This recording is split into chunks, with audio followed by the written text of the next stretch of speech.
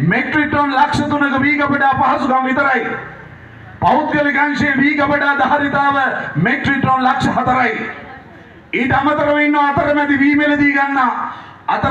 මිලදී ගන්නන්න තියෙනවා වී ගබඩා කිරීමේ ධාරිතාව ආසන්න වශයෙන් මෙට්‍රික් ටන් 50000ක්. එකතුව 7,56,000යි. 7,56,000යි ගබඩා පහසුකම් තියෙන මුළු රටේම.